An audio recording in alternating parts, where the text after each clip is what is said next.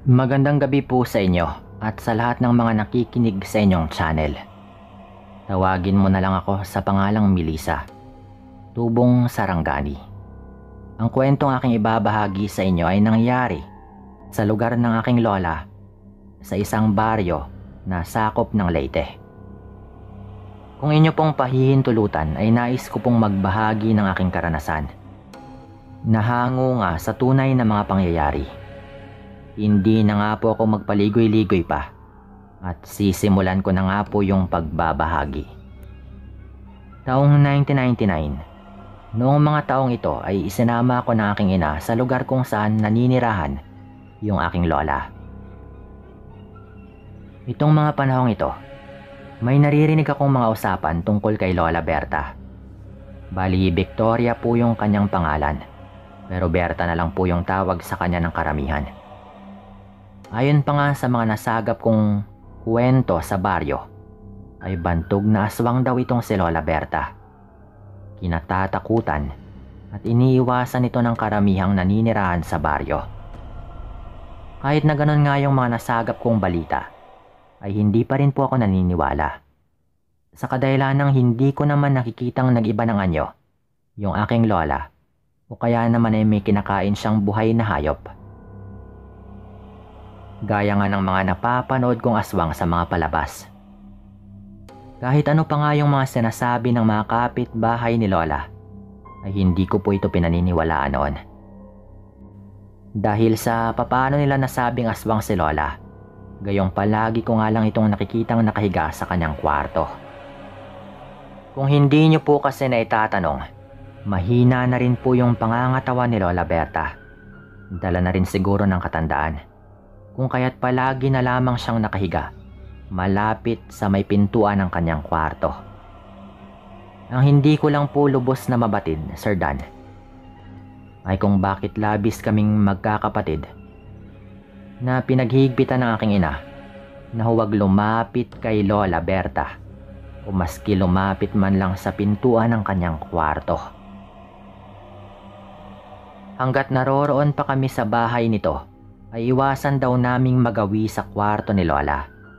Kapag tinatanong ko naman si Mama kung bakit kailangan naming gawin yon, ay hindi naman po ito sumasagot. Kung ano nga ba yung dahilan. Basta't makinig lang daw kami sa kanya para hindi kami mapahamak. Nga pala, kaya kami nasa bahay ni Lola Berta noon dahil inaasikaso nga nilang magkakapatid yung lupang binibenta at paghahati-hatian nilang magkakapatid yung perang kikitain doon. Isang hapon, nagtataka ako at napakunot ng aking noo nang makita kong nasa labas ng bahay si Lola Berta. Masiglang masigla ito habang nagwawalis na para bang wala namang iniindang sakit.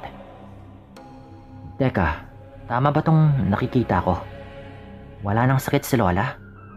Pagtatakang tanong ko pa nga po noon sa aking sarili habang nakadungaw sa bintana at hindi inaalis yung tingin ko kay Lola. Napaigdan naman po ako nang marinig ko yung boses ng tiyahin kong tawagin po nating Tita Lydia. Tinanong po ako nito kung sino nga ba yung tinitignan ko sa may labas ng bahay. Kanina pa kita tinatawag pero hindi mo ako pinapakinggan. Sino ba yung tinitignan mo dyan? Tanong pa nga po nito.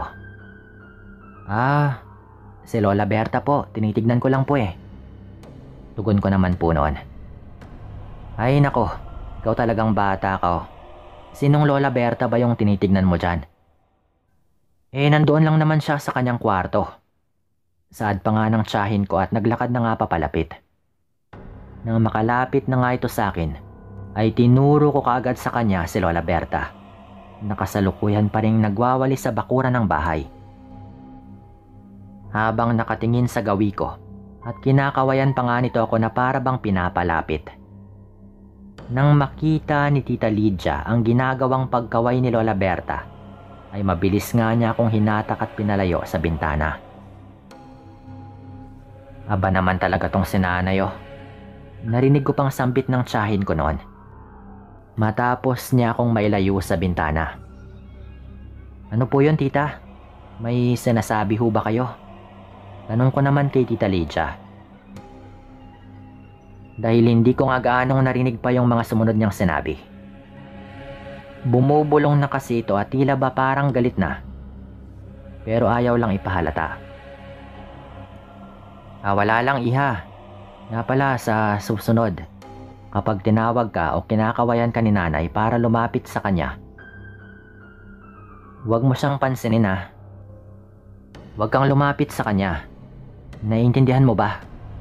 Sabi pa nga po nito na parang meron talagang tinatago. Opo tita, alam ko na rin po yun. 18 taong gulang na rin po ako. Hindi na po ako bata para ulit-ulitin pa nga ninyo ni mama yung tungkol dyan. Tugon ko naman po kay tita noon na tinatago ko rin po yung inis at pagtataka na aking nararamdaman. Ikaw talaga. Nag-aalala lang kami sa inyong magkakapatid, kaya palagi naming pinapaalala sa inyo yung tungkol sa bagay na yon. Wika pa nga ni tita.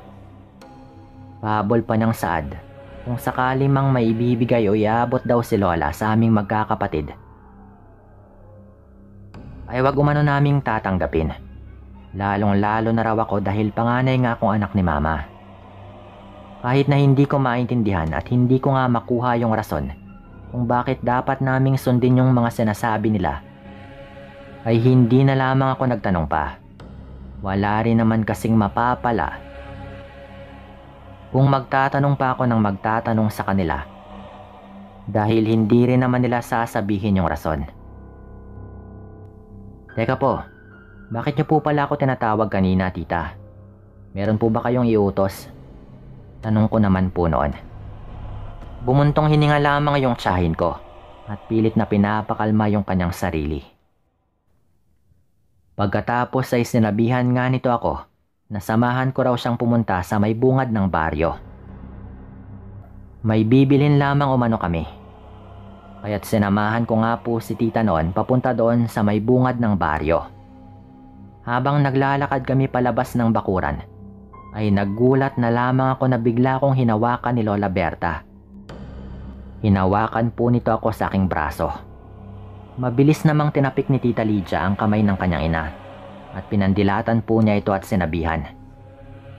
Nay, umayos ka nga. Binabalaan na kitang matanda ka. Kung ano man yung binabalak mo ay tigil mo na yan. Nandito yung apo mo para magbakasyon. Kaya't sana'y umayos ka na lang.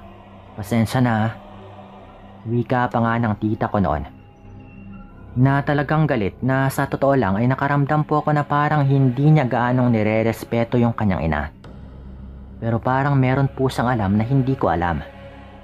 Mabilis namang umatras si Lola Berta at para bang natakot sa tiyahin ko. Hindi ito makatingin ng diretso sa akin nang sipatin nga nito ako. Pumasok na kayo sa loob ng bahay, Nay. Matigas na utos po ni Tita Lydia. Nakaramdam naman ako ng awa noon kay Lola. Dahil naglakad na lang po ito papasok ng bahay na parang nasaktan. Yun bang parang bigla na lamang nalungkot. Nang makalabas na nga kami ng bahay at naglakad na rin papunta sa may bungad ng baryo, ay ako na nga yung unang nagsalita. Tinanong ko si Tita Lydia kung bakit ganoon na lamang kung pagsalitaan nito si Lola Berta. Alam mo kasi, iha, mahirap ipaliwanag kung bakit ganoon yung pakikitungo ko kay nanay. Marami ka pang mga bagay na hindi nalalaman tungkol sa lola mo. Para sa ikabubuti ninyong magkakapatid, ay wag mo na ring alamin pa kung ano nga ba yung tinutukoy ko. Isa pa, uuwi rin naman kayo kaagad matapos naming maibenta yung lupa. Paliwanag pa nga ng tiyahin ko noon. Tumangu-tango na lamang ako at hindi na nga muling nagtanong. Pero isang gabi, nasa mahimbing ako na pagkakatulog nang bigla nga akong naalimpungatan. Nakarinig kasi ako ng mga kaluskos. At maya't maya na parang humihikbing boses ng isang babae na tila ba nahihirapan po ito. Kaya naman, saglit nga akong bumangon sa aking kinahihigaan at hinagilap kung nasaan na nga ba yung ingay na aking naririnig. Pagkalabas ko ng kwarto ay nagpalinga-linga pa nga ako kung saan nga bang parte ng bahay yon. Dahil sa hindi ko nga matukoy kung nasaan nagmumula yung ingay na aking naririnig, ay lalo ko pa nga pong pinakiramdaman. Hanggang sa mapagtanto ko na tila ba nasa labas po yun ng bahay. Kaya't naglakas loob nga akong maglakad papalapit sa may pintuan ng bahay. Bakit kaya may umiyak sa may labas ng bahay? At sino nga ba ito? Tanong ko pa nga po noon sa aking sarili. Hindi ko alam kung bakit hindi man lang ako nakaramdam ng takot noon o kahit pag-aalinlangan ng mga sandaling yon. Siguro ay dahil naalimpungatan nga ako. Kaya para akong lutang na naglalakad papalapit sa pintuan. Hindi ko nga iniisip na delikadong magbukas ng pintuan sa kalagitnaan ng gabi. Matapos kong pihitin yung seradora at mabuksan na nga yung pintuan, gayon na lamang yung pagkagulat ko at hilakbot nang masilayan ko yung lola ko. Tirik na tirik yung namimilog nitong mga mata na nagbabaga sa dilim. Nagtatayuan yung mahaba nitong mga buhok na animoy may sariling buhay, habang tuloy-tuloy yung pagtulo ng malalapot nitong mga laway. Nanlaki yung mga mata ko at napasigaw nga ako sa takot na aking nararamdaman noong makita kong marahang naglalakad na parang lasing si Lola. Papalapit din sa akin at umuungol po ito na para bang nasasaktan. Tarantang tinawag ko nga yung nanay ko habang hindi inaalis yung tingin ko kay Lola. Natatakot kasi akong baka mamaya kapag inalis ko nga yung paningin ko kay Lola ay bigla na lamang nito akong sunggaban at gawa ng hindi maganda. Nang akmang hahawakan na nga ako ni Lola Berta ay lalo na nga akong sumigaw ng malakas. Lola! Lola Berta! Nahintakutang bulalas ko nga po noon. Tinatawag ko siya sa kanyang pangalan sa pag-aakalang makikilala nito ako. Ngunit tila ba wala ito sa kanyang sarili, dahil kahit anong pagtawag ko sa kanya at sinabihan ko siyang apo niya ako, ay hindi nga niya ako pinapakinggan. Sa halip ay mabilis niya nga akong sinunggaban at mariing hinawakan yung bibig ko habang pilit na binubuka yung aking bunganga. Grabing takot yung nararamdaman ko ng mga sandaling yon. Hindi ko na alam kung ano yung aking gagawin. Sa kadahilan ng mismong mga mata ko ang nakasaksi at napatunayang isang aswang, si Lola Berta, gaya nga ng sinasabi ng mga kapitbahay. Napapikit na lamang ako dahil sa aking nararamdaman. Lalo na nga nang maramdaman ko yung pagdiin ng matutulis na kuko ng aking lola habang humahalinghing po ito na para bang pasimpleng nagdiriwang. Nabalik lamang yung aking ulirat nang may biglang sumunggab kay Lola Berta. At kasabay po noon ay may humila rin sa akin papasok sa loob ng bahay. Animal ka, Nay! Sa iba mo na lang ibigay yang kamalasang nais mong ipamana. Huwag dito sa apo mo. Narinig ko pa nga pong sigaw ng tiyahin ko noon. Hindi ba't nakapag-usap na tayo? Bakit hindi ka tumupad? Tanong pa nga ng Tita Lydia. Samantalang yung aking ina naman ay lumuluha na at pilit na nilalayo si Lola Berta sa akin. Nakita kong tila ba natauhan si Lola Berta matapos sabihin ni Tita ang mga katagang yon. Sa kadahilan ng walang ano-ano ay iwinaksin nito yung kamay ng aking ina at mabilis nang kumaripas ng takbo patungo doon sa likuran ng bahay at sinuong yung mayayabong na mga talahiban. Napayakap naman sa akin yung aking ina habang yung tiyahin ko naman ay nagpipigil lamang sa galit. Pasalamat lamang talaga umano yung lola ko dahil hindi namin kasama si Papa nang magbakasyon kami sa kanilang lugar.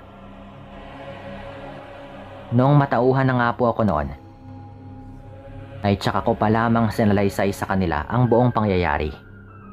Humingi ng tawad yung aking ina dahil hindi raw niya sinabi sa akin yung tungkol sa lihim ng aking lola. Sa pag-aakala ngang babalik rin naman kami kaagad pagkatapos maibenta yung lupa, hindi raw niya lubos sa kalaing sasamantalahin pa rin ni Lola Berta ang pananatili namin sa bahay nito. Pasensya na talaga kayo, ate. Bago pa man kayo pumunta dito, marin ko nang pinaalalahanan si nanay at pinagbawalang lapitan yung kanyang mga apo. Pag-aalangan at nahiyang saad pa ng tiyahin ko. Nung gabing yon, napag-usapan nilang dalawang magkapatid na umuwi na lamang kami kinabukasan.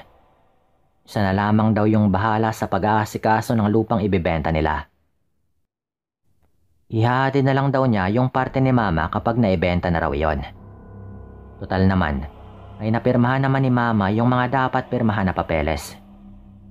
Kinabukasan nga po noon, nakita na lamang naming nakahandusay sa bakuran ng bahay si Lola Berta. At noong suriin nga po nila ito, ay nakumpirma namin na wala na po itong buhay. Buong akala po namin noon kaya't hindi pa rin ito umuuwi at pumapasok sa bahay, ay hindi pa rin kumakalma yung kanyang pagkaaswang at ayaw po nitong saktan kami. Pero ikinagulat po namin nang makita yung nakahandusay nitong katawan na wala ng buhay. Wala rin naman po itong bahid ng kahit anong dugo o kaya naman ay sugat. Kaya't ang tingin po nila noon ay naisalin na ni Lola Berta sa ibang kaanak yung pagiging aswang nito. At matapos maisalin ay nakauwi pa ito bago bawian ng buhay. Simula po noon mga kaaswangan, naniniwala na po kami sa aswang. Pero yung malaking palaisipan po namin noon ay kung sino ba talaga yung nagmana. Marami po kaming mga hinala na ipinamana rin po niya ito sa kanyang kapatid. Pero ang sabi ni tita, baka nagawa pa rin daw niyang ipamana sa kung kaninong kaanak namin bukod pa sa kanyang kapatid. Lalo at sa pagkakaalam daw ni tita, ay hindi na kailangang pamanahan yung kapatid ni Lola dahil isa rin daw itong aswang. Hindi na rin po namin nalaman noon, lalo at umuwi na rin po kami sa aming lugar.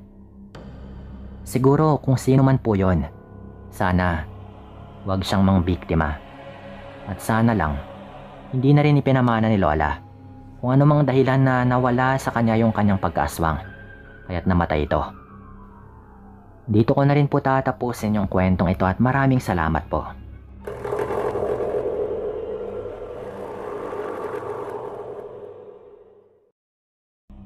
Magpapakilala ko sa pangalang Banjo. 44 anyos na po ngayon. Nangyari ang kwento kong ito taong 1994. 15 yata ako noon kung hindi ako nagkakamali ng bilang. Basta dyan lang po banda. Nakatira ako sa isang baryo sa Masbate. Isang maliit at liblib na baryo, pero marami-rami na rin yung nakatira dito nung mangyari yung kwentong ito. Nakatira ako sa bahay ng tiyahin ko noon. Mas gusto ko lamang doon dahil sinasaktan ako ng tatay ko noon sa tuwing nalalasing po ito. Nakikita naman ng tita ko yung mga pasa ko sa katawan dahil nga sa ginagawa ng ama ko. Kaya hinayaan na lang din po niya akong doon na tumira sa kanila. Kahit may sarili na rin siyang pamilya at buntis pa ng mga panahong yon. Kapalit nun, tumutulong ako sa lahat ng mga pwedeng itulong sa kanila. Gawaing bahay, nagbabantay ng tindahan nila, mga ganon. Para hindi naman nakakahiya para sa kanila.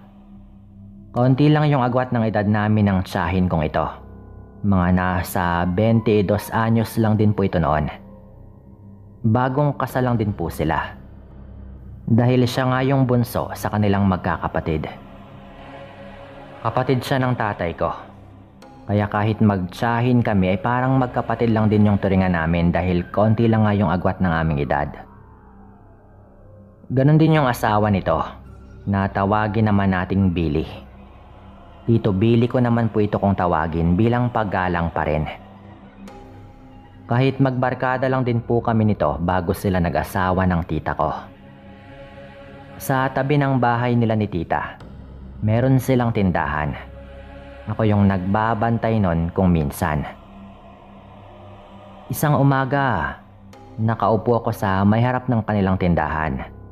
May mga mesa at upuan kasi doon. Dahil minsan, may mga nagkakape o kaya ay nagiinuman.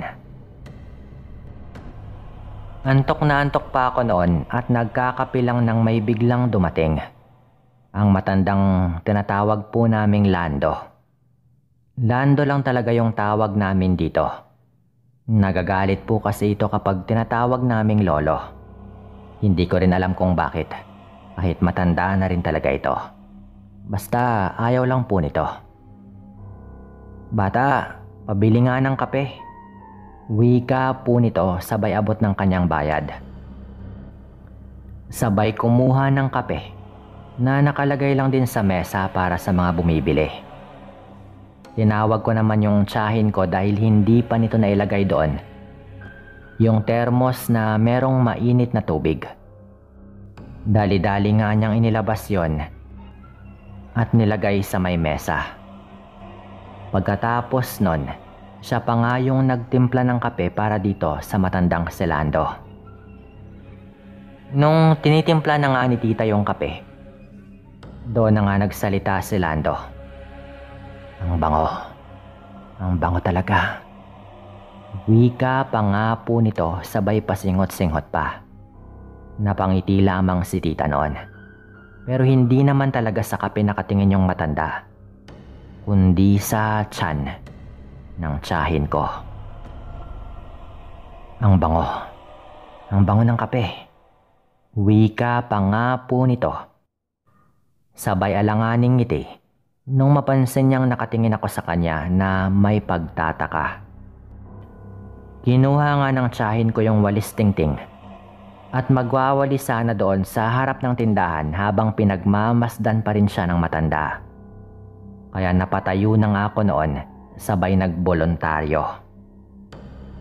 Tita, ako na dyan. Pumasok na po kayo at maaga pa po. Ako na pong bahalang maglinis dito. Wika ko pa nga noon. Napansin kong biglang sumama yung tingin ni Lando noon sa akin. Habang tinignan niyang pumasok na nga sa kanilang bahay yung tsahin ko. Nung wala na nga ito ay hindi ako nakapagpigil at nagtanong ako doon sa matanda.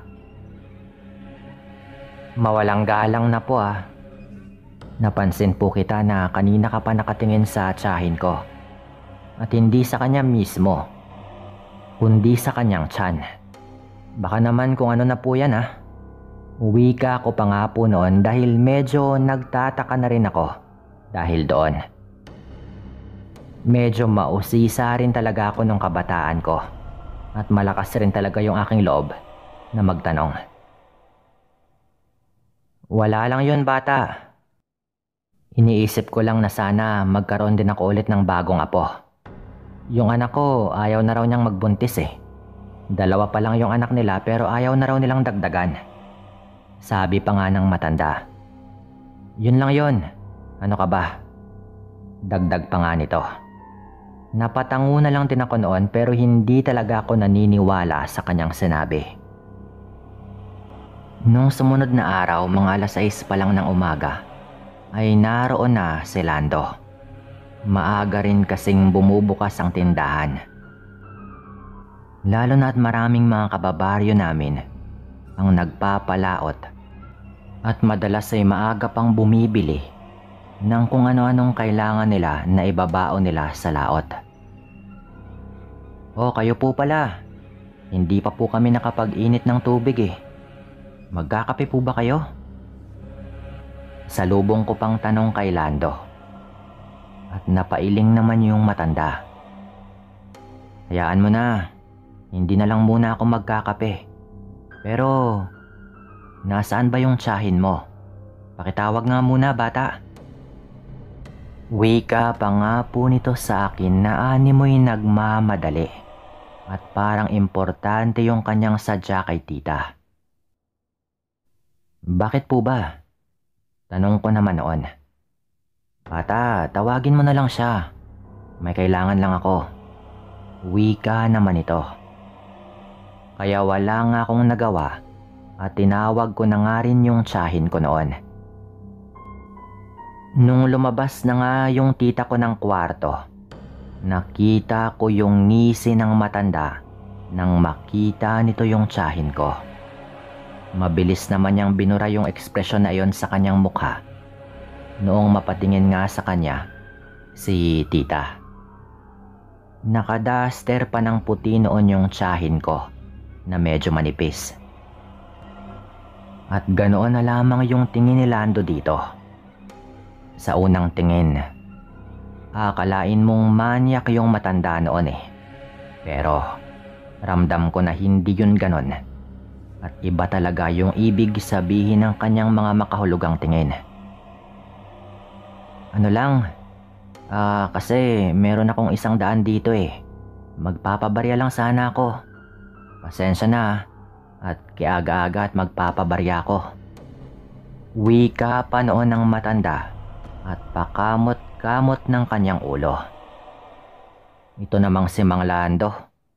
Pwede naman sanang dito na lang sa pamangkin ko kayo nagpabarya eh. Total, siya naman yung bantay ng tindahan kapag ganitong oras. Pinabangon mo pa talaga ako. Akala ko naman kung ano na yung mahalaga mong sadya dito. Wika pa nga noon ng tiyahin ko. Tatawa-tawa lamang yung matanda at pasinghot-singhot. Nung lumapit sa kanya si tita para iabot sa kanya yung kanyang kailangan.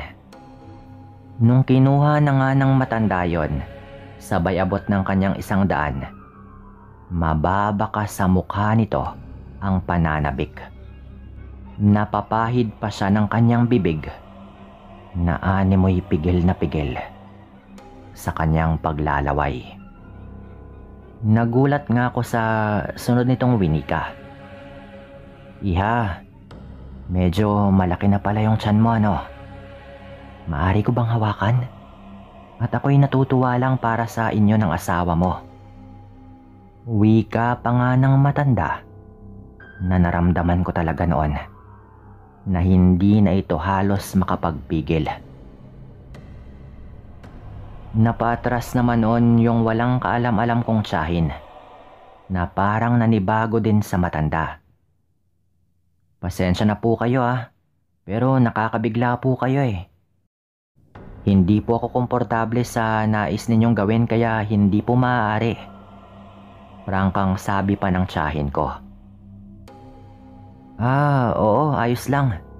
Natuwa lang din ako kasi. O siya, mauuna na ako. At may mga dapat pa akong bayaran.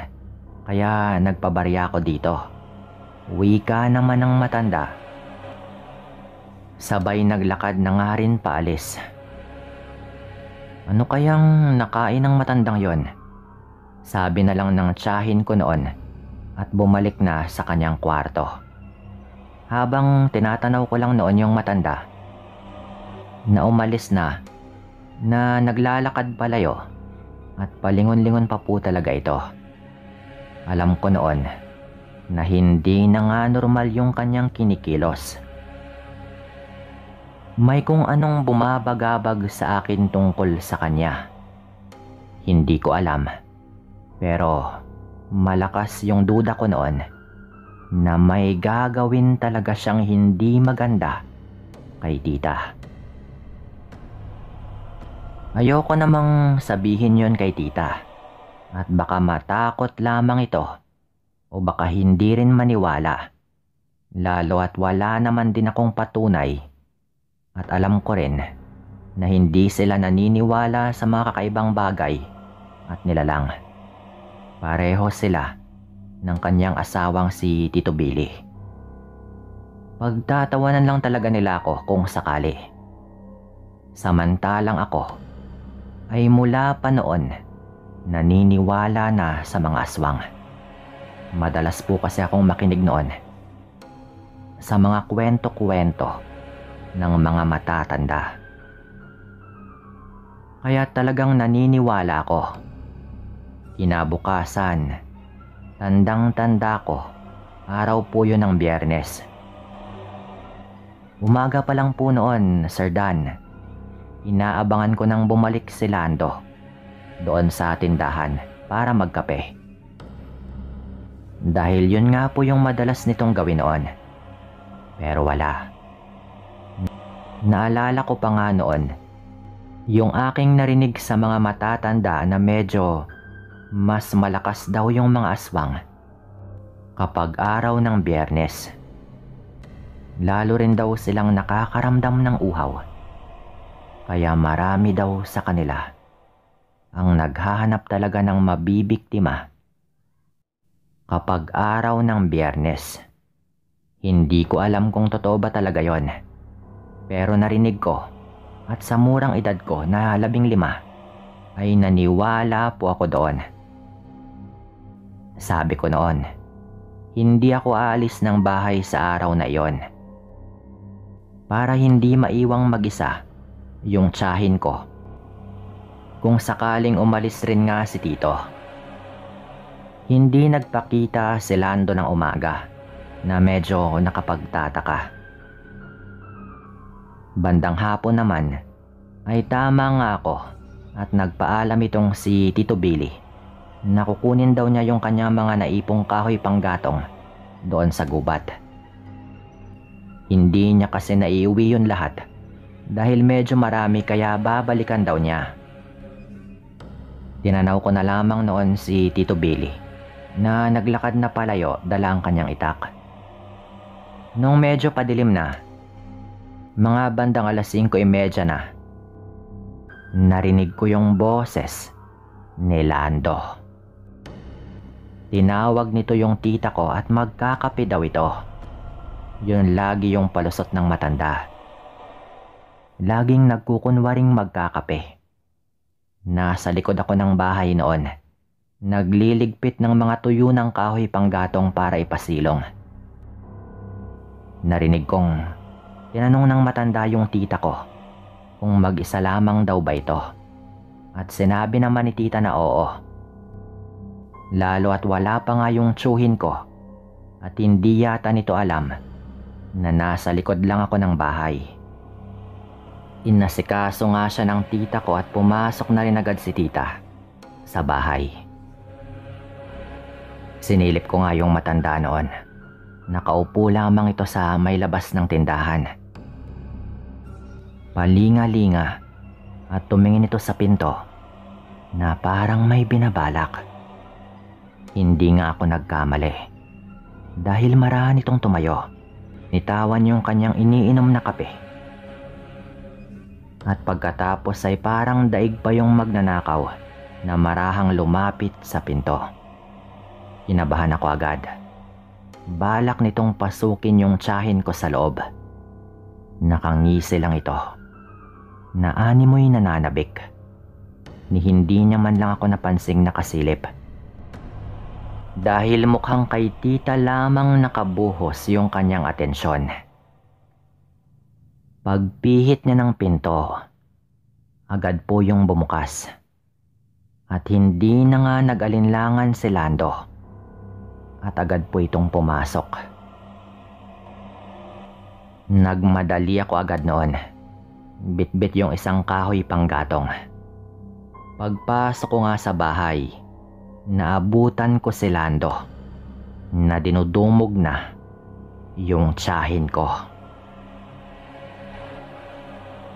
Hayaan mo na ako. Ibigay mo na sa akin at kailan ko pa tinitiis ito. Wika pa nga po nito.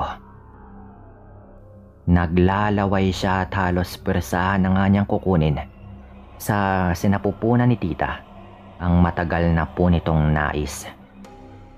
Dahil nakahawak na rin po ito sa tiyan ng tiyahin ko. Nanlilisik ang kanyang mga mata at napakapula. Ang mga ugat sa kanyang pisngi ay halos kumawala na sa kanyang balat, na talagang parang takam na ito. Natigilan ako sa aking nakita noon, Sir Dan. Nangatog yung tuhod ko noon at nanginginig yung kamay kong may hawak na putol na kahoy.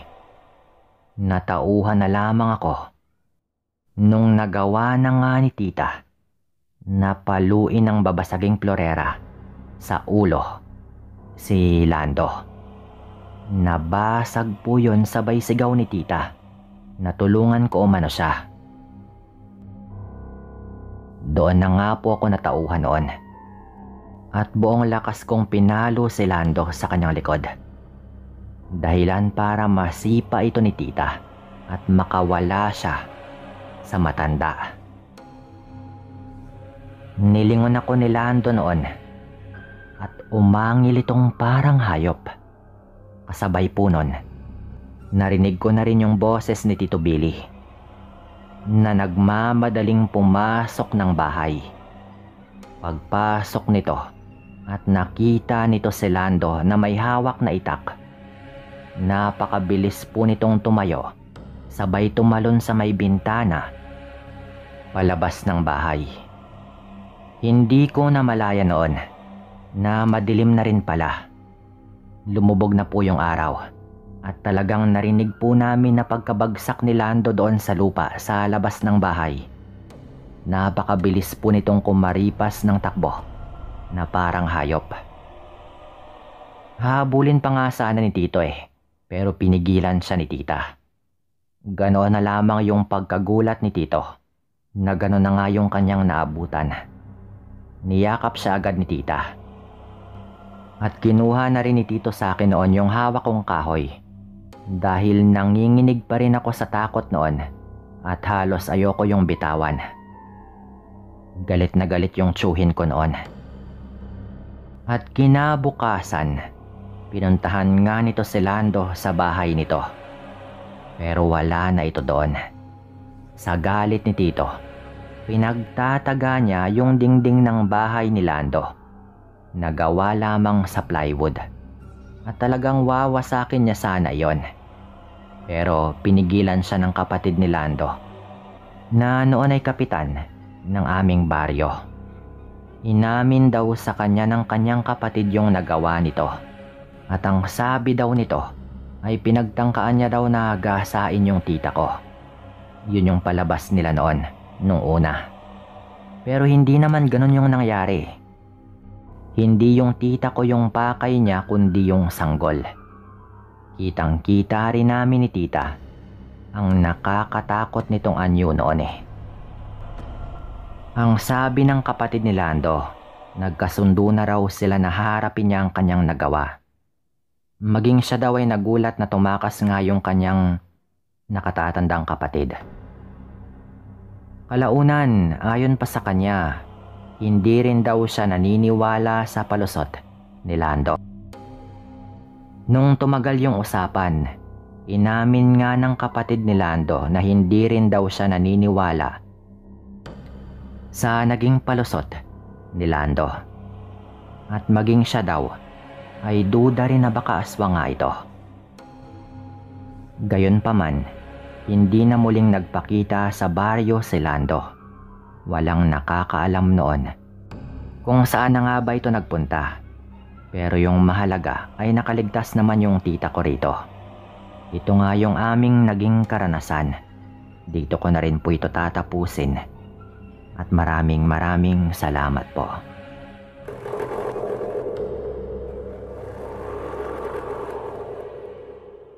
Kamusta po sa inyong lahat? Noong kabataan ko ay sobrang hilig po namin sa kung ano-anong mga laro.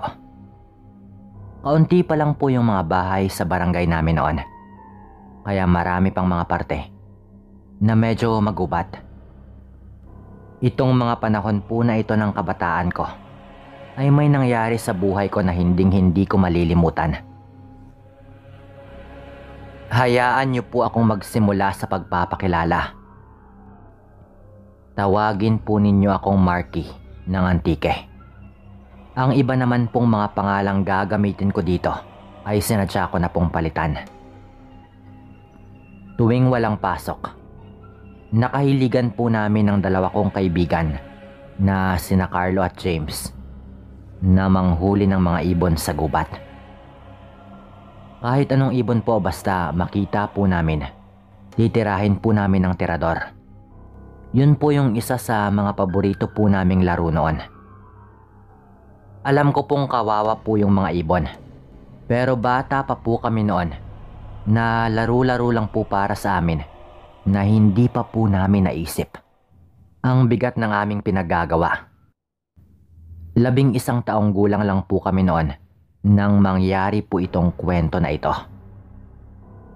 Magkakaedad lang po kami. Magkaklase rin po kami kaya sanggang dikit po talaga kaming tatlo. Isang araw po, naghunting po kami ulit ng mga ibon. Nagdala pa po kami ng maliit na basket noon. Kanya-kanya po kaming tatlo. At ang usapan ay magpaparamihan po kami ng mahuhuli. Itong gubat po na ito na sinasabi ko ay hindi naman po yung sobrang masukal . Kumbaga, sakto lang naman po na yung tipong hindi ka naman maliligaw kahit baguhan ka pa lang doon banda. Ang sabi po ni Carlo noon, magpustahan daw po kami na kung sino yung pinakakonting mahuling ibon, siya yung aakyat ng puno ng niyog para meron kaming makain. May mga niyog din po kasi doon banda na kapag magugutom na po kami o nauuhaw, kukuha lang po kami ng bunga doon. Mga 3 oras din po siguro kaming naghahanap at nanghuhuli ng ibon gamit ang tirador. Siyempre, karamihan po sa mga ibon mga maliliit lang po, na kapag tinamaan po ng bala na bato ay malamang mamamatay po kaagad. Inuulit ko lang po . Siyempre, hindi po maganda itong ginagawa namin noon. Hindi pa nga lang po namin naisip talaga noon. Lalo at alanganin pa po yung aming mga edad. Nung pabalik na po kami, tumigil po kami sa silong ng isang malaking puno. Sa may daan po pabalik para magkabilangan na po. Habang nagbibilang na po kami ng mga nahuli namin, bigla-bigla na lang po na meron pong matandang dumating. Yung tipong hindi po agad namin napansin kung hindi po ito lumapit doon sa amin at nagtanong. Ang sabi po nito, bakit yun naman hinuli at pinatay ang mga ibon na yan? Ang liliit pa ng mga ibon. Ginawa nyo lang pang ensayo dyan sa mga tirador ninyo. Sabi po ng matanda na nung napalingon po kami ay hindi po namin kilala. Sinagot naman po namin na nagpapaligsahan lang po kami kung sino yung mas maraming mahuhuli. Pero sabi ng matanda, kung nanghuhuli daw kami ng hayop para may makain, baka maintindihan pa daw niya, lalo at ginagawa rin daw niya iyon kapag nagugutom siya. Pero dahil pinaglalaroan daw namin kaya nagalit ito. Itong matanda po na ito ay isang lalaki. Pero mabagal na po kung kumilos at gumagamit pa nga po ng baston. Ang sabi po ni Carlo noon, mawalang galang na po pero taga saan po ba kayo, Lo? Ngayon lang po namin kayo nakita dito . Tanong pa nga po ng kaibigan ko. At ang sabi po ng matanda, bagong salta lang daw po siya doon. Umuwi daw siya sa kapatid niya sa kabilang barangay. Pero bumibisita rin sa baryo namin paminsan dahil may mga kamag-anak daw ito doon. Napansin ko po agad noon na napakalikot po ng mata ng matanda at kakaiba po ito kung makatingin.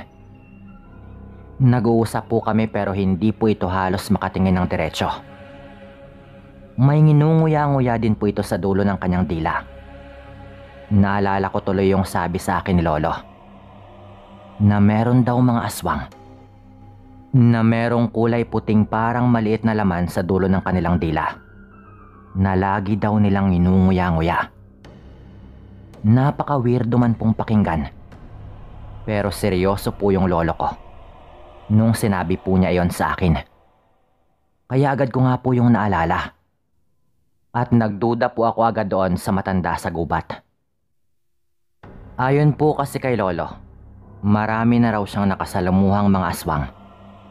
At may iilan daw po sa kanila na merong ganon sa kanilang mga dila. Kaya yung mga pinaghihinalaan daw pong aswang, kahit hindi pa naman matanda, lagi daw parang may nginunguya sa dulo ng kanilang dila, na mapapaisip ka daw talaga lalo kapag tinignan mong mabuti. Kaya naitanong daw minsan ni Lolo sa isang albularyo, at meron daw talagang mga ganon. Lalo na raw kapag matagal nang hindi nakapangbiktima ng tao ang isang aswang. Hindi ko rin po talaga maintindihan ang tungkol doon. Kaya kung meron man po sa inyong mga tagapakinig, Sir Dan, na merong teorya o may nalalaman tungkol doon, paki-comment na lang po. Galit po talaga ang matanda noon sa ginawa namin sa mga ibon. Kaya kinuha po niya yung isa nga po doon sa mga lalagyan namin ng mga nahuling ibon, at nilagay po niya doon ang lahat ng mga nahuli namin. Nung una, akala ko po totoo talagang naawa siya sa mga ibon, kaya niya iyon ginawa. Pero hindi po talaga maalis yung pagdududa sa akin. Hinayaan namin siyang umalis noon, pero nung malayo na po ito, sinabi ko po sa mga kaibigan ko na titignan namin kung anong gagawin ng matanda. Lalo at hindi po ako mapakali.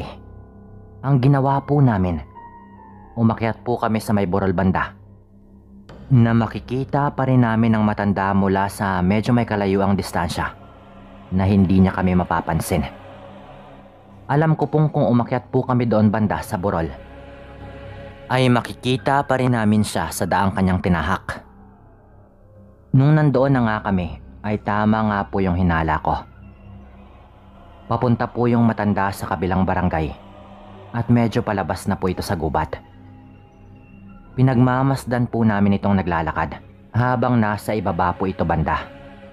Akala namin mali lang talaga ako eh.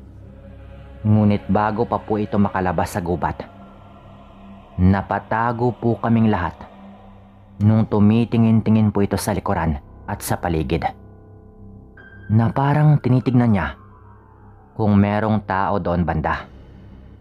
Pagkatapos po nun, Sir Dan, binitawan po ng matanda ang kanyang baston at naglakad po siya doon sa may damuhan.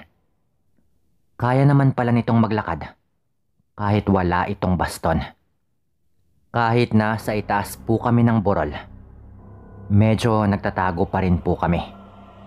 Lalo at hindi po yun ganon kataas, at hindi naman sobrang layo ng aming distansya.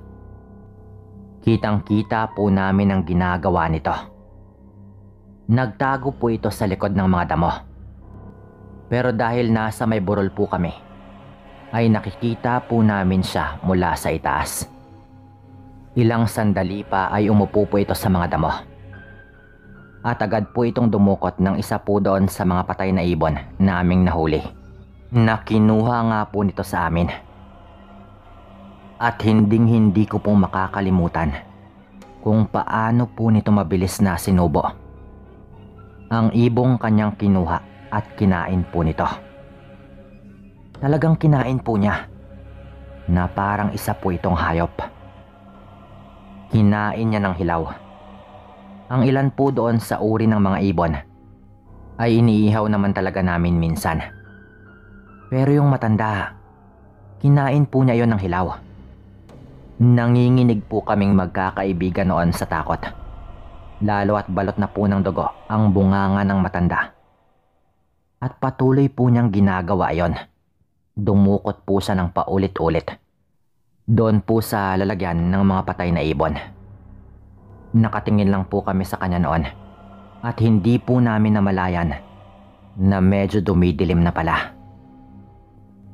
Napansin namin na habang ginagawa yun ng matanda, at kahit medyo nakadistansya po kami, nagbago talaga ang itsura ng matanda. Pasigaw na po talaga si James noon, kaya agad ko pong tinakpan ng kanyang bunganga. at sinabi kong pakalmahin niya ang kanyang sarili. Ngunit hindi po namin alam na habang nangyayari yon, inaasinta na po pala ni Carlo yung matanda. At talagang tinira po niya gamit ang kanyang tirador. Sa distansya po namin, at dahil sanay na po kaming gumamit ng ganon, tinamaan po talaga ni Carlo yung matanda. Kaya napatingala po ito sa amin at nakita po nito kami. Doon na po kami nagsigawan. At tumakbo nga po kami pababa ng burol. Lumubog na po ng tuluyan yung araw noon kaya madilim na. Ilang minuto rin po kaming nagmamadaling bumaba sa burol habang sumisigaw. Ang ikinagulat po namin noon, pagkababa po namin, nandoon na rin po banda yung matanda na parang ang bilis naman po nung tumakbo. Nakangisi pa nga po ito habang inaabangan kami pero dahil kabisado po namin ang gubat, sa kabilang daan po kami agad lumihis.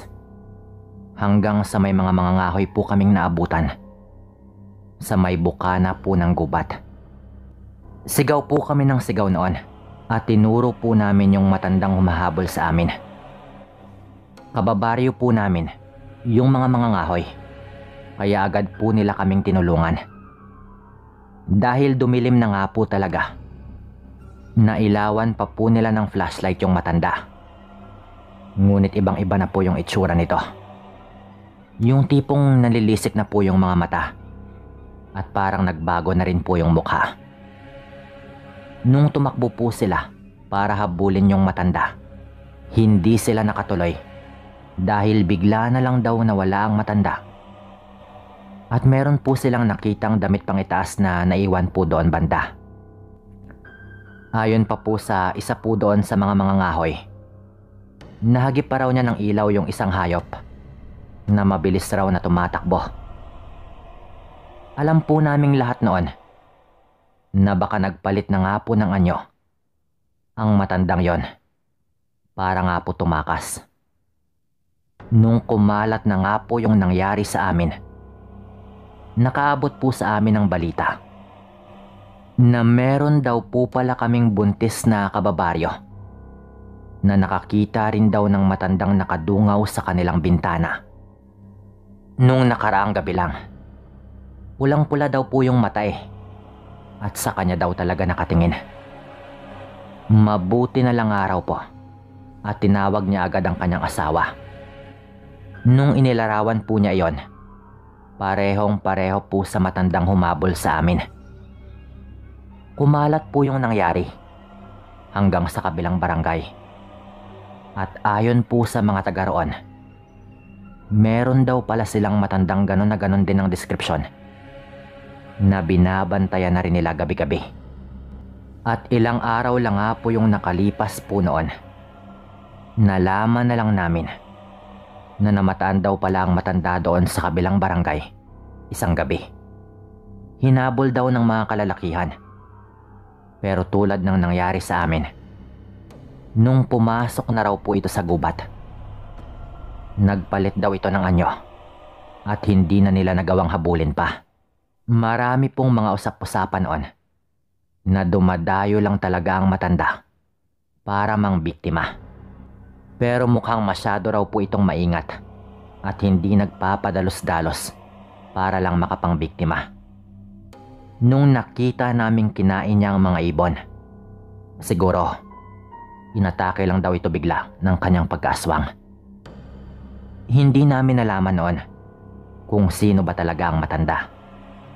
Simula po noon, nagdoble ingat po yung mga tao sa amin at hindi na kami pumapasok pa doon sa gubat para manghuli ng mga ibon. Ito po yung kwento namin. Maraming salamat po.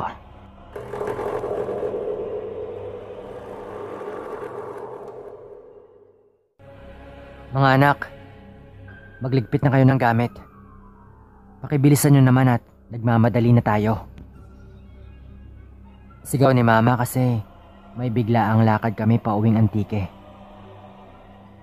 Maiyak-iyak na si Mama noon at medyo nanginginig na ang tono ng pananalita niya. Tumawag na naman daw kasi si Monica na iyak ng iyak at pinapauwi doon sa kanila si Mama. Si Monica ay pinsan ko. Kaisa-isang anak ni Tita Linda.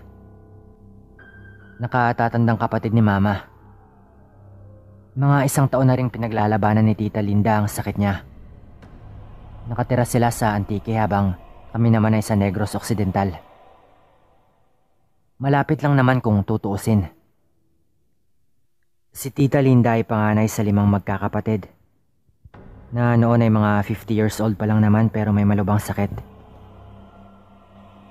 Si Mama naman ang bunso na mga 40 plus years old pa lang ng mga panahong ito. Itago na lang natin si Mama sa pangalang Mila. Pinalitan ko din ang mga pangalan. Hindi ko intensyong ilagay sa kahihiyan ng pamilya ko dito. Sadyang gusto ko lang ibahagi ang karanasan namin. Nasa Iloilo na kami noon na papunta na rin ng Antique. Nang muling tumawag si Monica dahil hinahanap na daw talaga si Mama ni Tita Linda. Kasi parang hindi na raw kaya ng katawan nito. Nga pala, patay na ang asawa ni Tita Linda. Isang sundalo at namatay ito sa engkwentro. Kaya sila na lang ng anak niyang si Monica ang magkasama sa bahay nila. Si Tita Linda ay sinukuan na rin ng ospital. Kumbaga, tinaningan na rin. Kaya mas pinili niyang umuwi na lang sa bahay nila. Para doon niya daw i-spend ang natitira niyang mga araw. Hapon na nang dumating kami sa Antique. Bale, yung lumuwas ay si Mama, ako at ang kapatid kong babae. Si Papa ay naiwan kasi walang tao sa bahay at may trabaho din siya. Pagdating namin ay sinalubong agad kami ni Monica. Dumiretso kami sa kwarto ni Tita Linda. Close din naman kami ni Tita kaya nung makita ko ang kalagayan niya ay aaminin kong naiyak din ako. Nakaratay na siya at hinang-hina na rin. Na kahit ang pagsasalita ay halatang nagdudulot ng labis na sakit. Iyak ng iyak si Mama noon. Pero wala naman siyang magawa dahil hinihintay na lang ni Tita Linda ang oras niya. Dito na papasok ang mga lihim ni Tita Linda at ng pamilya. Nakatambay ako noon sa may balkonahe sa second floor ng bahay. Bale, sa second floor kasi ng bahay ay may parang maliit din na sala tapos may pinto palabas ng balcony. Nandun lang ako nakatambay sa may labas habang nakasandal sa pader at papindot-pindot lang ng cellphone ko. Nang biglang dumating doon si Mama at si Ate Monica. Sa totoo lang, mas matanda talaga sa akin si Monica. Pero hindi ako sanay na tawagin siyang ate.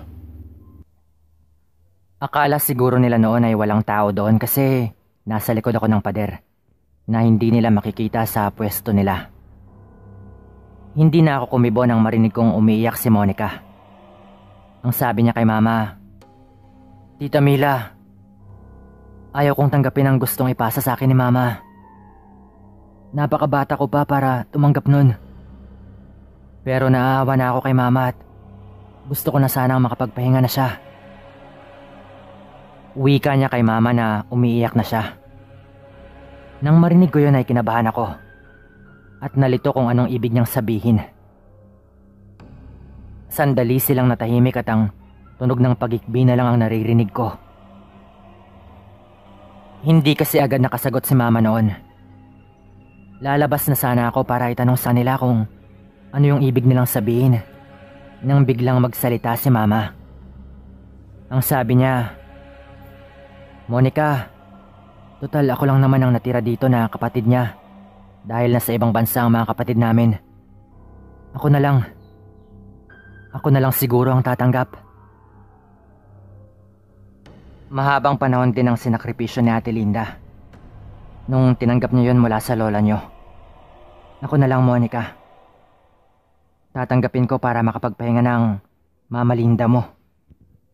Ipagdasal na lang natin na kapag nasa akin na iyon ay magawa pa akong gamutin ng isang magaling na manggagamot. bago ako makakain ng laman ng tao o hayop. Ito ang lihim ng pamilya natin, Monica.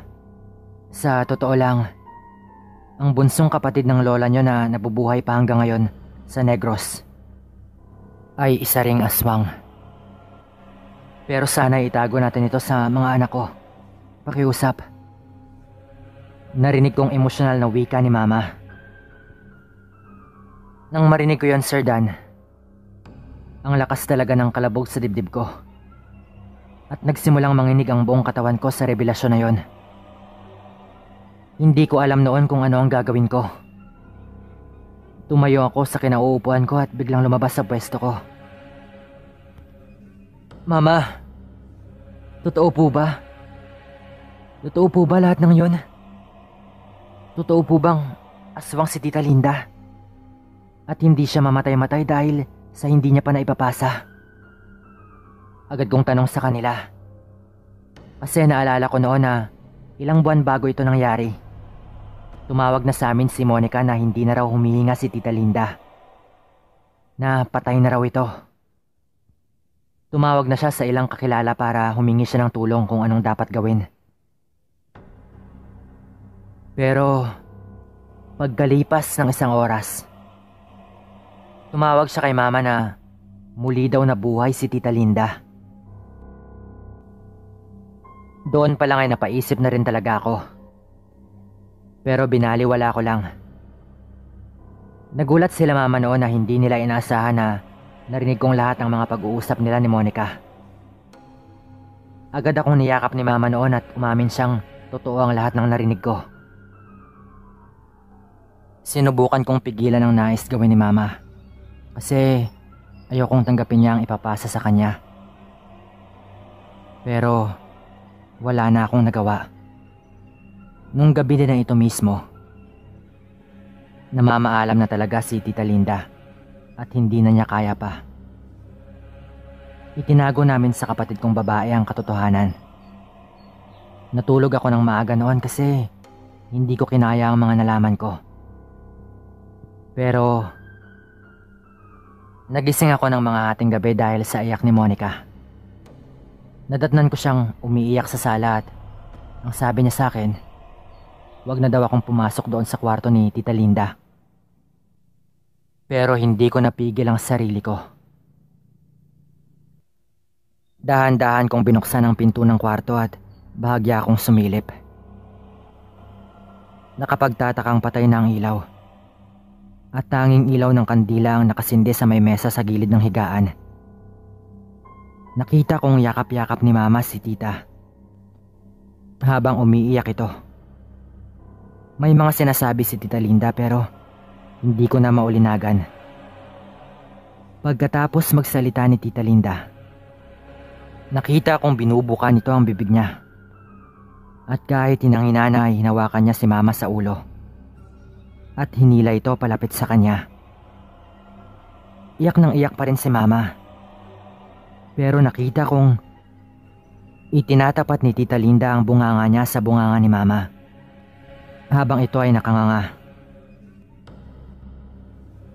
Mama, wag mong gawin yan. Sigaw ko noon pero hinila ako bigla ni Monica. At pinagsabihan niya akong hayaan ang magkapatid sa mga huling sandali nila. Hindi ako sigurado noon pero alam ko sa sarili ko na yun na ang pagpasang ginawa ni Tita Linda.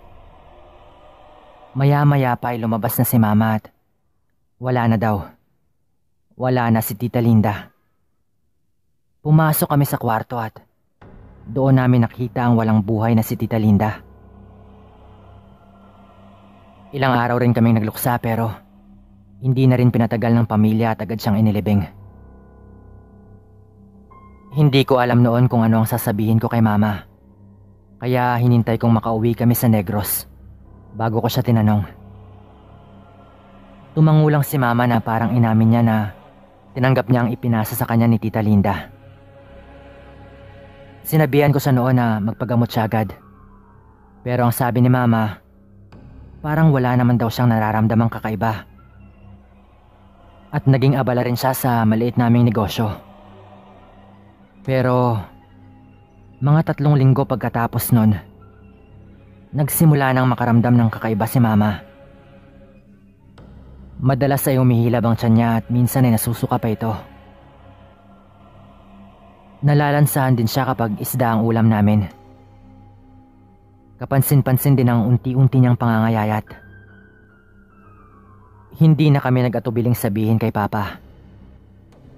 At pumunta kami sa manggagamot dito lang sa Negros.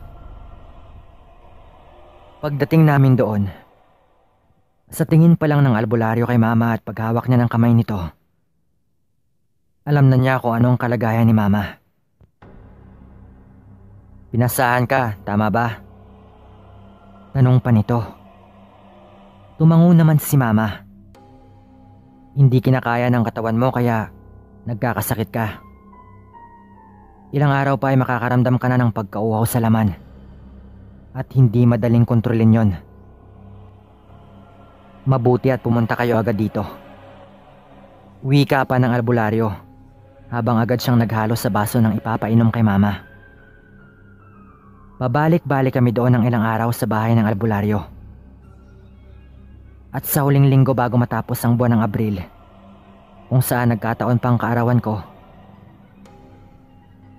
ay isasagawa na daw niya ang pagpapaluwa kay Mama sa ipinasa sa kanya.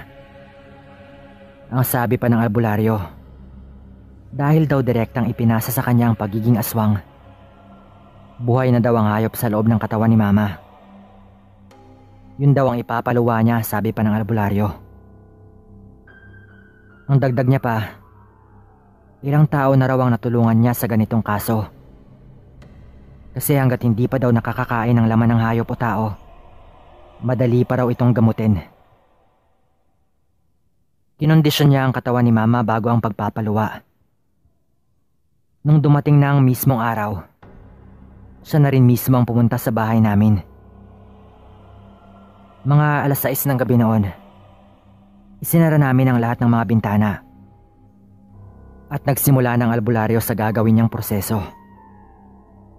Nasa labas lang kami ng kwarto noon, pero si Papa ay nasa loob.